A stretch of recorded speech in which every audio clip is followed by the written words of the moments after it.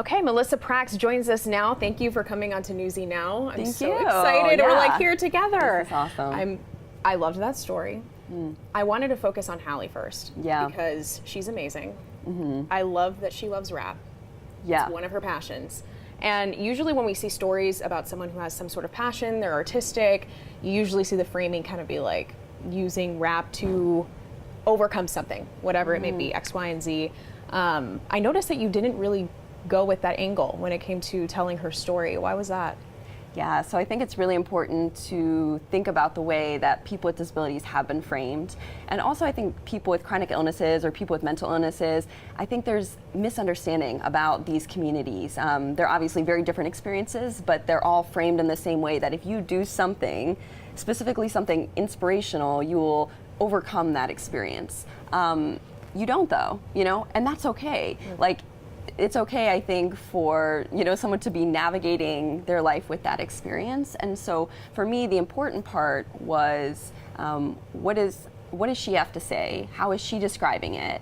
And not me kind of coming in as a journalist or coming in as a member of the media and prescribing kind of these old stereotypical methods of framing a story, Absolutely, you wanted to shake it up a bit, and it's refreshing.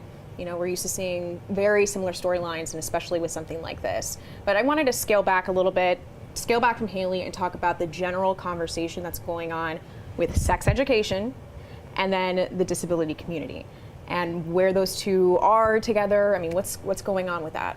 Yeah, and this is something I didn't get to touch a lot on my piece, so that's why I'm really excited to be kind of chatting with you now about it. Let's unpack. I think there's a lot here. So, I mean, there's two kind of things happening.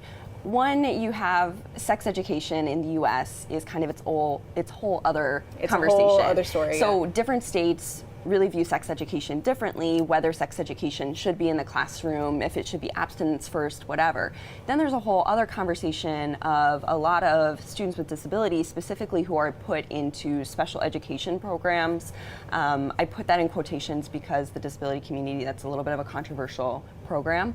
Whether those students actually get access to information.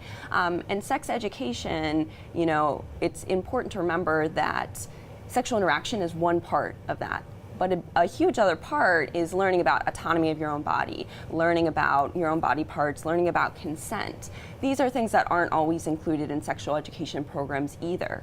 And then going back to students with disabilities, the US didn't legally mandate schools to even allow students with disabilities to come in the classroom until the mid-70s. So I think there's just like a lot of historical catch-up we're having to play on these two kind of things, sexual education and students with disabilities. And what we'll find tomorrow when our piece explores sexual assault and abuse, access to information and people understanding what things like consent is really, really important, because imagine if a student with a disability or someone with a disability has been assaulted or abused, and they're not able to recognize that from the get-go because they were never given that information, how much longer that would take them to actually report and recover, So these are some heavy topics, but really, I feel like really important to kind of dive into. Absolutely, I'm definitely looking forward to seeing that piece and continuing that conversation, because it is something that is so new, unfortunately, and the conversation is happening, but to see where it goes. So we're looking forward to that. Thank you for joining us on Newsy Now.